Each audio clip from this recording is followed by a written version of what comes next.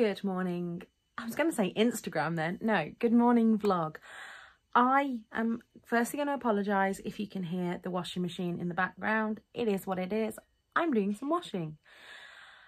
I wasn't going to film yet this morning, but I feel absolutely drained and absolutely elated at the same time. So I have just had a 10-minute consultation with a gastro consultant, a phone appointment, which was so much better for me without the stress of getting to the hospital. And I was really worried this morning that I was just going to get fobbed off. I didn't actually know who I was going to speak to. I said in my last vlog, I think, that the letter didn't make it clear whether it would be a doctor or a triage nurse. So I wasn't sure whether this was going to be an actual consultation or whether it was just going to be a triage to make sure that I did need a consultation. But no, it was the main man, the consultant. I didn't actually catch his name. He spoke very fast, but I'm a little bit in love with him because he had clearly read my notes, which is always a worry that somebody will just go, so how can I help you? And then you have to explain the kind of 10 years of surgeries and health issues that have taken its toll. But no, he had got the letter from my GP. He already had read my notes. And so I had got a list of things that I was going to ask for if he didn't come up with them, but just spoke through my symptoms. For those of you that are new here or are interested, my symptoms are pretty much relentless diarrhea at the moment, and a lot of the time kind of bright yellow diarrhea. Sorry if anybody's watching this while eating, but it is what it is. I get a lot of stomach pain to the point that I have kind of put myself on a low residue diet. I did try this week to tamper with that a little bit, and I've had some kind of olives and things with skins on, and yeah, not worked. I get a lot of cramping. I feel when I can tell when food is stuck. My stomach swells so big, and I also then have to kind of put myself on a liquid diet for say 24, 48 hours until that blockage has moved, and then we can get back to normal. So that has left me feeling a bit I don't think the word is malnourished, because I'm doing as much as I can to stay on top of things, taking a multivitamin, taking vitamin D, trying to make sure I eat a banana every day and trying to get as much veg in as I can while sticking to the kind of low fibre end of things. But it's left me feeling really run down, and on top of kind of my aches and pains anyway, and the fatigue has been horrendous. So consultant is going to refer me for a CAT scan, which is to check for bile acid malabsorption, which I will leave a link below to the Guts UK charity, because it was through them that I even heard of this as a thing. So from what I can read online, it's a nuclear medicine scan, and I have to have a scan 2 weeks apart, a week apart, 2 scans a week apart. Sorry, I'm not fully awake yet. But when it comes to that, I will try and take you along with me and show you any prep that I have to do, anything like that, in case it is helpful.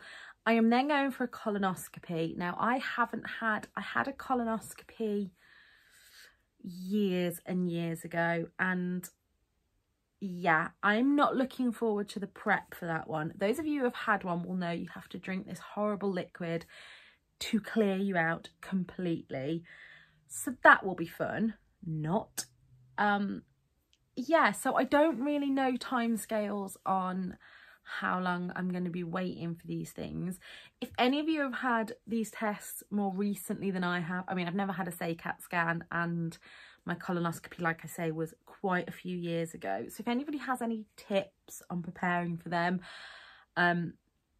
please let me know.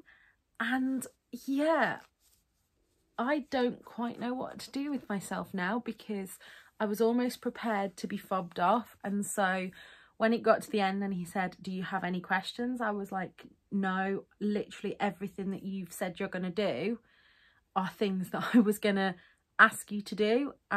So he said he doesn't need to do a CT scan because I have quite a recent CT scan, and he can see from that I have a lot of adhesions. So he just wants to rule out a few more things. He said that my GP had done a great job, which I knew she had anyway, of she did fecal calprotectin and things like that. So he wanted to make sure that they were all ruled out. However, if these 2 tests don't show anything, he's like, we then move on to the fact that we just have to deal with your bowel being really sensitive. So that will be, he said, it's not just diet. He did mention the FODMAP diet, which I said I've done before and hadn't found anything that was a specific trigger. He said, in a way that's good, but then we have to look at managing stress and things. So it's not going to be an easy fix. This isn't a one and done kind of situation, but I have that hope now that it is in progress, and you just have to wait for these scans and things now. And then again, I'm going to try, I need to kind of make a list of things that I have tried. So like I say, I've tried the low FODMAP diet, didn't really have much effect.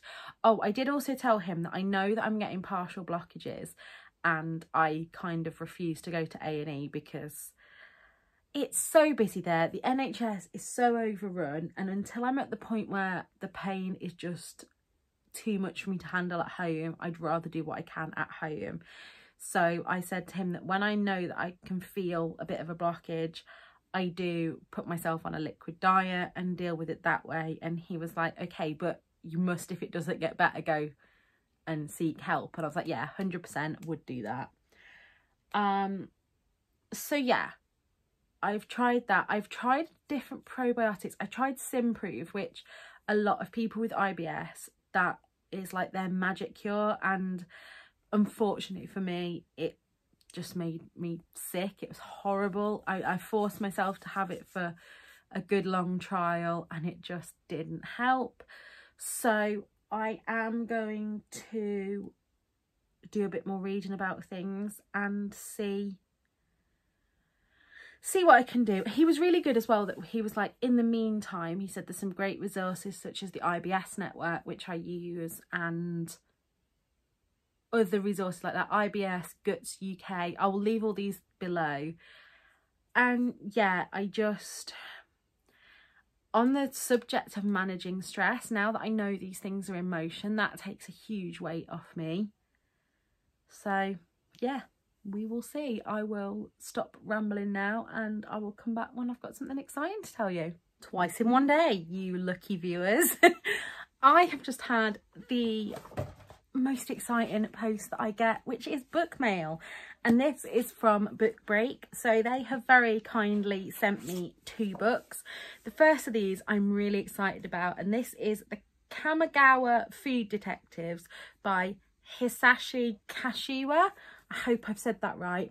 Look at that cover. This is not released until October, so I'm not going to get round to reading this next. But it says, what's the one dish you'd do anything to taste just one more time? Down a quiet back street in Kyoto exists a very special restaurant called the Kamigawa Diner. Customers who find the family-run hidden establishment are treated to an extravagant meal, but it's not the main reason for visiting. The father-daughter duo who own the restaurant are known as food detectives, capable of recreating a dish from their customers' past that may well unlock forgotten memories and inspire ongoing happiness. And just how beautiful does that sound? I think this is going to be very reminiscent of Before the Coffee Gets Cold, but it also has a cat on the cover, so very, very much looking forward to reading that one. I am going to try and read this in September. Might not be able to hold off until then, but I do like to read books in the month before they're released, so I can kind of join in building the hype around them. And yeah, looking forward to reading that one. And then a book which I think is already out because this is a finished copy, and this is Cupid's Revenge. And I'm not even going to try and say that name because, actually, let's give it a go. I think it's Wibke Bruggeman. Now, I believe that she, or they, I'm not sure the gender of the author, wrote Oh, what's the book called? There's another one, Love is for Losers, I think, which is still on my TBR somewhere. And I keep telling myself that I'm not going to request YA titles, but then just look at that. I mean, this is going to be sapphic, so I am going to read this during Pride Month. It says, for the record, it was never my intention to fall in love, especially not with my best friend's crush. Love is the last thing on Tilly's mind. Her best friend Teddy, sure, he wants a girlfriend, but not Tilly. Enter Catherine Cooper Bunting, beautiful, charming, a budding actor, and just perfect for Teddy, who convinces Tilly to audition for a local theatre production to help woo his perfect match. But things don't go to plan, and soon Tilly finds herself looking for any excuse to join the play herself because she just can't stop thinking about Catherine. And yeah, I am going to start reading that one right away. It has theatre, it has queers, it's like my perfect book.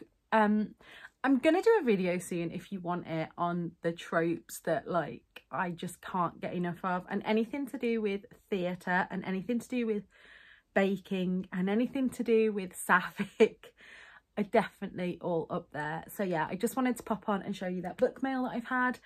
And again, I will come back if there's anything interesting. Can you believe that this is my third update in one day? So me and Tom have just got back from popping out while Nana was having a nap. So when Nana's asleep, we have an hour and a half to 2 hours when we know that she is safe and we can nip out. So we often go out for a coffee or something. And I may have had a little look in a charity shop on the works. So I paid over the odds for this first thing. I know I did because it's Primark. But it's this faux leather jacket. I might do you a clip in a minute of me wearing it, but I bought this because this is something that I have been after for ages.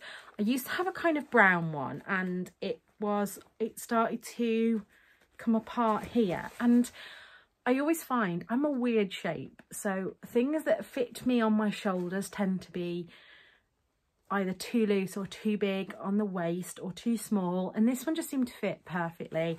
So I did pay £15 for this, which if I was charity shopping all the time like I used to when I worked in Leicester City Centre, I wouldn't have probably paid £15 for this. But as it stands at the moment, I get to a charity shop maybe once a month, so I bought it and I'm going to love it. So that is that.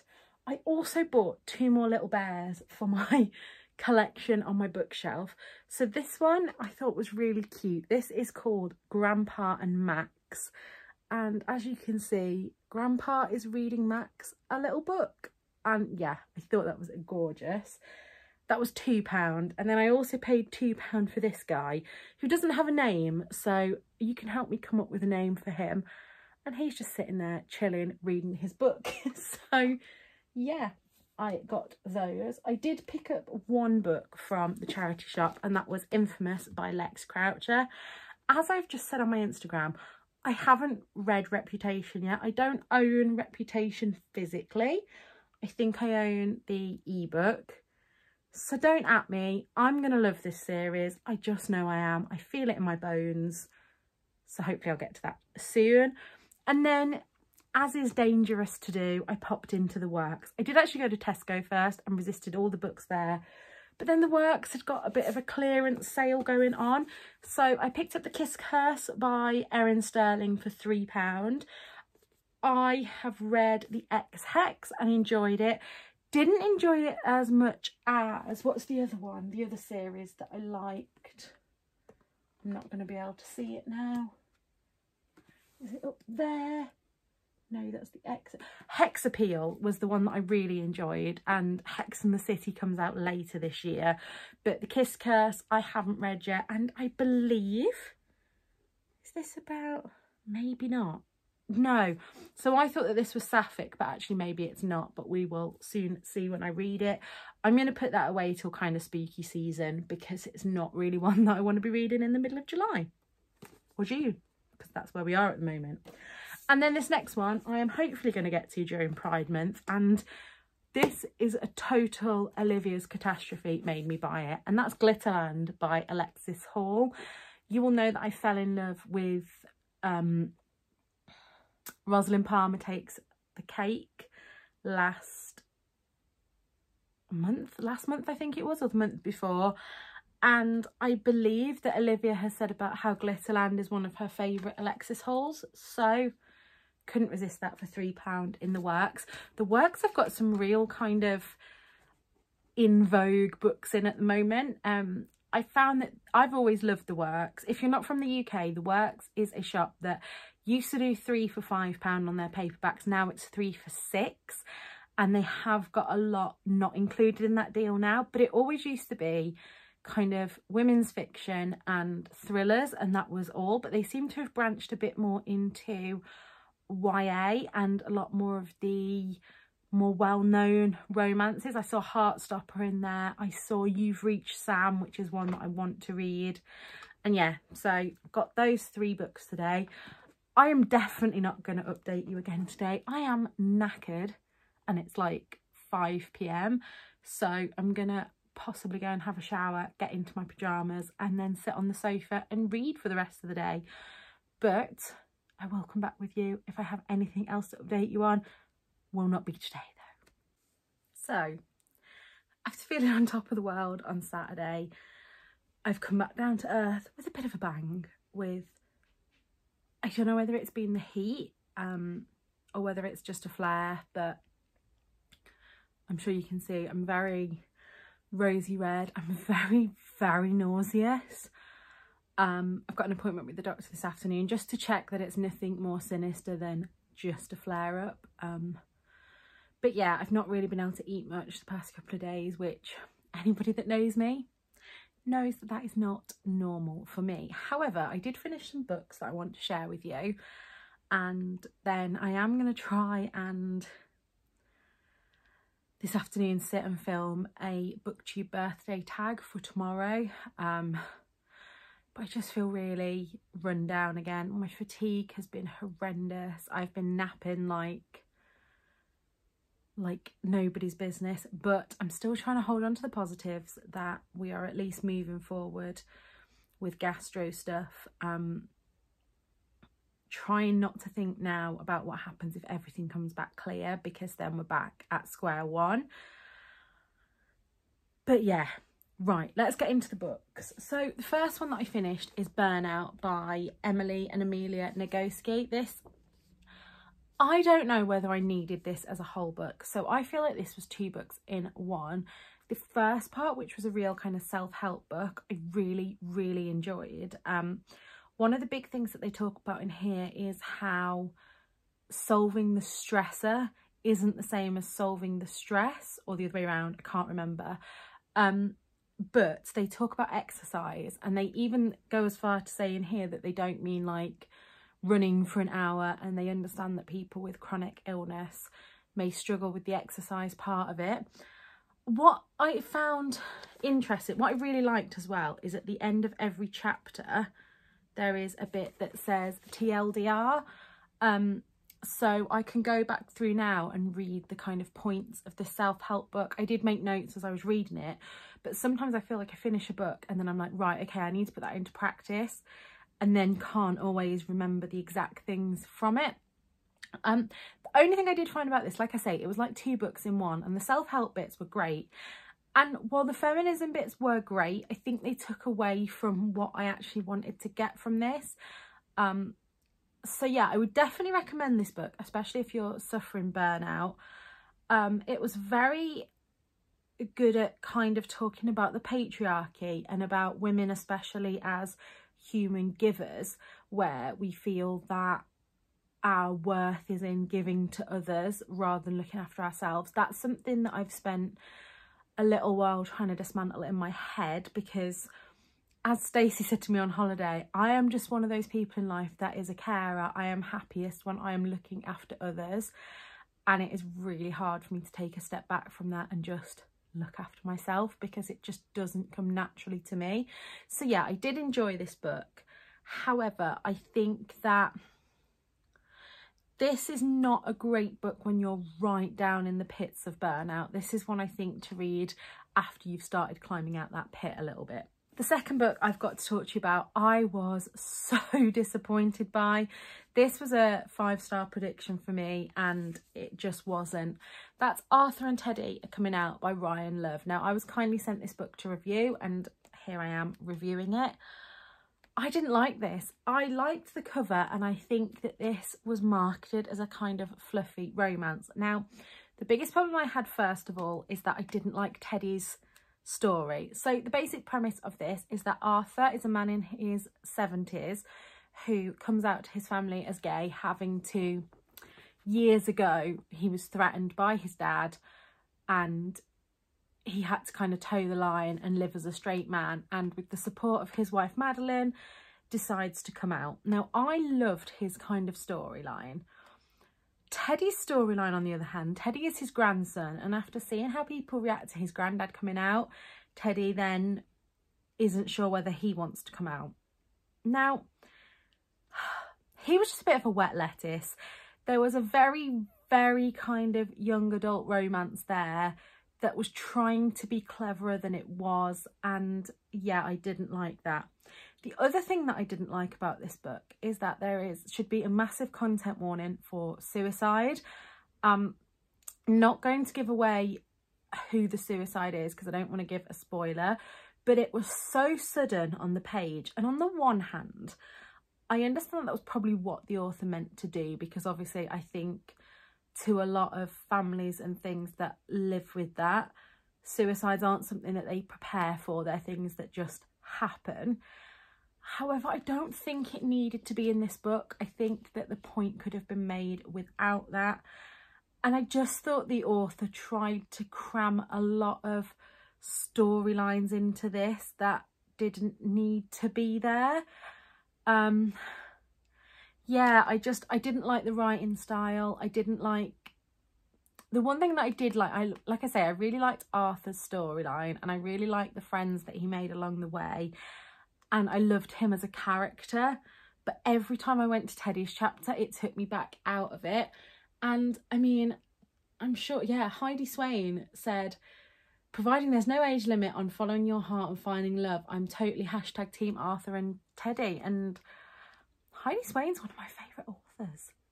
And I just didn't get this. I didn't enjoy it.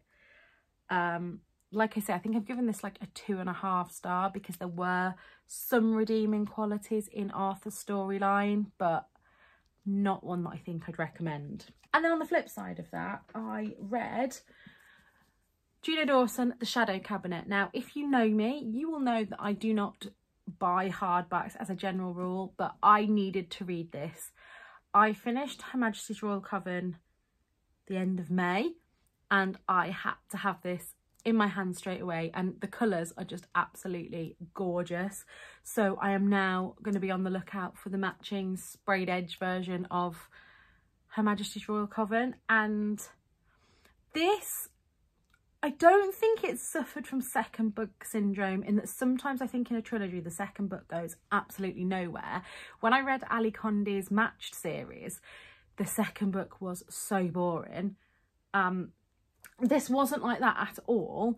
It was slower than the first one, but I don't think there was anything in here that didn't need to be there. It's not like, so in the Ali Condi one, they're literally like walking through a desert for days and days and days, and that didn't float my boat. Whereas this, oh my God, the ending. I probably shouldn't have read this yet because we don't even have a release date for the third book, but I would sell a kidney to get my hands on it. I don't even know if Juno Dawson's even finished writing it yet. So if anybody knows where I can get my hands on that the second that it comes out, let me know. Because like I say, I would sell a kidney. Not that my kidneys are probably not... Well, yeah, let's just stop talking about kidneys. Can't really tell you much about this one because like I say, it's the second in a trilogy. But yes, absolutely love this one. Gave it a 4 star. It wasn't quite as good as the first book for me, but still pretty banging. Right, so I'm going to go and sit in front of my fan for a bit, and then hopefully by the time Nana goes for her nap this afternoon, I will feel up to filming my BookTube birthday tag, because that needs to be edited and uploaded and scheduled for tomorrow. But yes. Oh, one last thing that I did want to share with you. I got an Amazon package this morning. And it says, happy booktube birthday. Thank you for all the vlogs, reviews and book recommendations. Hope you enjoy this as much as I did from Joe and Alfie. And that is Tender is the Flesh. Now, I have already read Tender is the Flesh, but my copy seems to have gone walkabouts during the move. I think it was possibly one that I did declutter because I had a kind of weird sized paperback, but this is one that I definitely want to reread soon. It's definitely due a reread. If you don't know what this one is about, this is a very niche book. If you follow Victoria's channel, you'll know what this is about because Victoria is the one that put this into my hands. But this is basically a dystopia of a world in which we can no longer eat animals because there's been a virus or something, and so humans are bred to be eaten as meat. And this very, very much goes into that weird book section that I like. And yeah, like I say, it was due a reread, so thank you so much, Joe. I will be back if I have something to talk about, but it's not likely to be today because, like I say, I'm gonna go and get my fan and a blanket. I know that's a contradiction. I'm too hot, but I always need a blanket to just wrap around me. I do have a weighted blanket, and Tom was laughing the other day because I was like, I'm so hot. He was like, why are you under the weighted blanket? Then I was like, I need the weight of it. But yeah, hopefully I will feel better soon. I'm supposed to be going tomorrow to the Robin Ince events at Fox Books in Leicester, but we'll just see. At the moment, I can't be away from my toilet for too long, so it's not looking likely. So literally, the second that I have gone away from the video, there is a knock at the door and the postman has just delivered this. Now, that is a bit sinister, isn't it?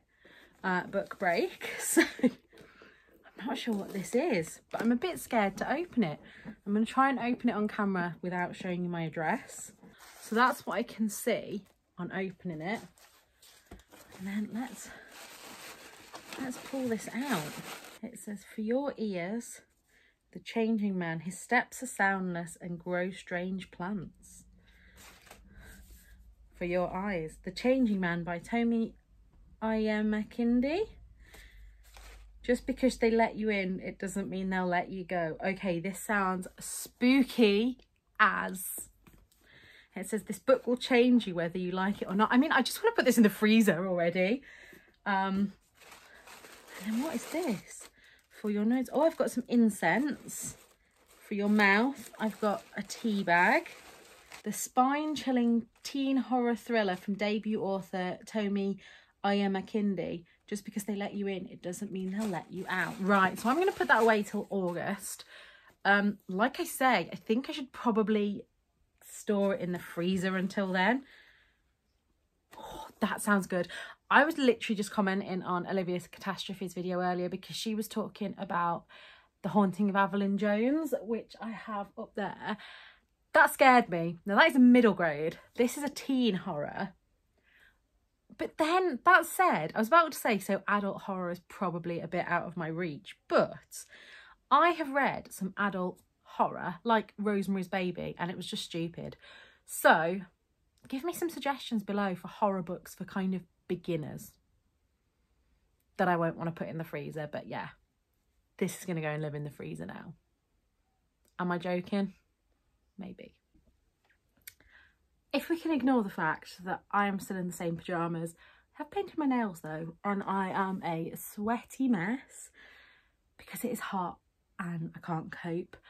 I finished a book today and this book has absolutely destroyed me. I've literally just stopped crying. I don't know how to describe this one. You look at the cover, found in a bookshop, and you think, oh, that looks like a sweet book. And it was the same with the first book in this series, Lost for Words, which was one of my, I think it was my top book of last year, or one of my top books. Now, this book took me a long while to read. I've had this on Kindle since last year, and then I was very kindly sent a copy. And this took me a long while to get into because I was just not in the place to read it. This book follows the Lost for Words bookshop as they cope with the pandemic. And I think that a lot of, I mean, I haven't read a lot of books about the pandemic. The one that I did read and really enjoyed was Beth Recall's Love Lockdown, and that really did skim over the really negative parts of the pandemic, e.g. a lot of people died. So I went into this thinking that we were going to do the same, but no, this book went straight for the jugular on some of them. And we follow a character that's working on a COVID ward, and we follow, so our main characters Loveday and Kelly are working in Lost for Words bookshop, but this book really explores a lot of different themes, a lot of different people and how they coped with the pandemic. We have lots of kind of, the thing that I didn't like about this at first as I was reading into it, I'm not really a fan of short stories, and we kind of had the main thread running through of the bookshop and then little short stories of people who would then write to the bookshop for they did a book prescription service where you wrote to them and asked what it was you wanted. And so I found that really not my thing at first. However, once I really got into it, I really went hard into this.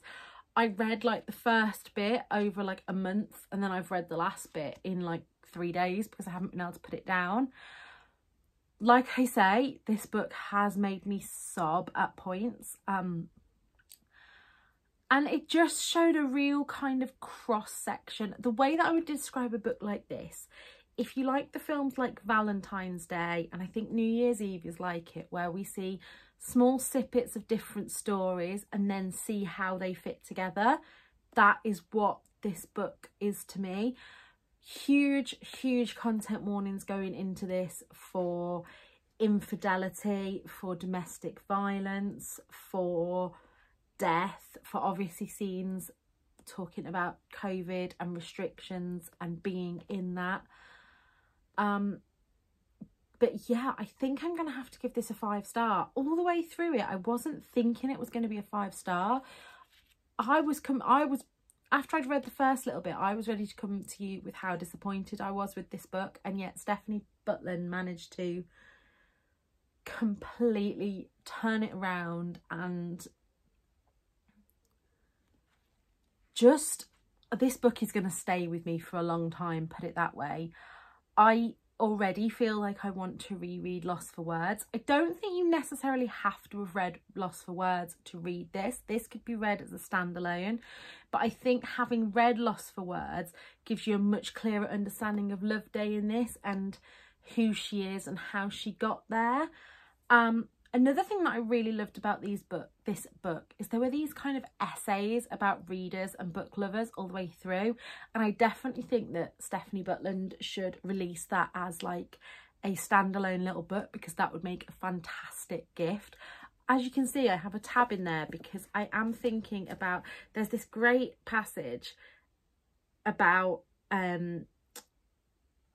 your favourite books, and yeah, I want to get that like printed somewhere, I think. And yeah, I just wanted to come here and talk about that. I was going to talk to you about some book mail that I've had today, but I'm going to save that for when I've composed myself. I'm going to go and cook dinner, and I might come back to you later, or I might come back to talk to you about that tomorrow, because I feel a little bit broken now. I don't know what to read for the rest of the night. I need something that's not going to break me. So I might get started on Julie Kaplan's The French Chateau Dream, because that's the only one I can think of out of my currently reading that's not going to hurt my heart. So yeah, I will come back and speak to you tomorrow. I'm literally in the middle of cooking dinner, but I had to come here and give you guys a less sweary version of the voice note that I've just sent Victoria. As you all know, I am obsessed with Juno Dawson's, I don't know whether the actual trilogy is called Her Majesty's Royal Coven or whether that's just the name of the first book, but that's what we're going with. I just finished The Shadow Cabinet a couple of weeks ago now, and I knew that there was going to be a long wait until the finale. This post has just appeared on my Instagram, and don't get me wrong, a novella prequel with the story of Anne Boleyn told from Juno Dawson sounds amazing, but not until we finish the trilogy. I don't know why authors do this to me. It's probably the best way to make money, and obviously it's the way they want to do it. And I'm so glad that Juno Dawson has secured 4 more books with Harper Voyager. I will order them all. I will pre-order them all. And this novella, you know, I will drop my money the second that it comes out to pre-order. But I need a date for that 3rd book in the trilogy. I need to finish the trilogy before I step back in the world. This is the reason I think that as a child and teen I didn't get into series, because I just can't wait. This is why I like Jacqueline Wilson, because Jacqueline Wilson didn't really have series. And I liked series like The Babysitter's Club and things because you weren't like on a cliffhanger waiting for the next book to come out. So yeah, and this book's coming out in summer 24 and it says the trilogy to follow. So this means that we've got to wait till after summer next year. So I have just used far too many spoons ranting on that. Yeah, that's annoyed me. What do you guys think about that? Like, I'm sure that a lot of you aren't as invested in this series as I am, but if someone's writing a trilogy, for me, the trilogy comes 1, 2, 3. Don't go before or after until you've got that main 3 out to us. It's just cruel.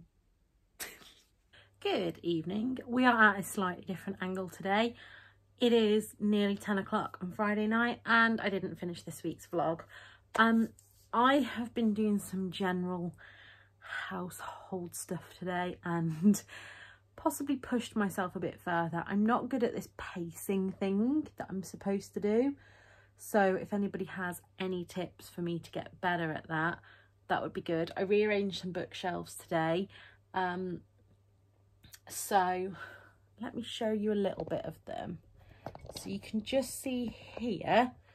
So I moved, these have all stayed the same, but I moved my Heidi Swain bookshelf up one so that here I could have my kind of currently reading stack. I'm currently reading these, plus, what else am I currently reading? I think I'm currently reading, Ace of Spades I'm currently reading as well.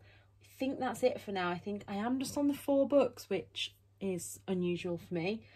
And then these are kind of my, I'm gonna start doing like seasonal TBRs, but these are my Pride Month picks. This is an arc that I want to read before the end of June. And then these are some of my Pride Month picks that I just haven't got round to yet. But yeah, that's not what I came here to talk to you about. I've had 3 pieces of book mail in the last day, and would you be interested in having a book haul? Because I have hauled quite a stack of books this month. Looking at it makes me feel a little bit sick. I think just because, I mean, I used to do kind of 30, 40 books in a month book hauls, and they were always a mixture of kind of 10p books and publishers sent me and a couple of pre-orders, whereas now that I'm in the house so much I don't tend to do them. But I think I'm gonna do a June book haul, see how it goes down, see if you guys like it. But anyway, so I had 2 pre-orders come through. The first one I totally forgot that I'd pre-ordered, and that is Faking It by Beth Recalls. And this is fake dating, and yeah, it says at the top, a delicious take on fake dating. I devoured it. My Insta-buy authors, Beth Recalls isn't one of them, but after I loved Love Lockdown last year, I thought I'd give it a go. And then one that I was really excited about coming out this month was Shitbag by Zena Knox, and I had to pre-order this one because it just sounded unlike anything that I've read before. So I pre-ordered that one. And then today I got my first Christmas proof of the year. Now, if you're new to this channel, you might not know that I get really, really overexcited by Christmas books.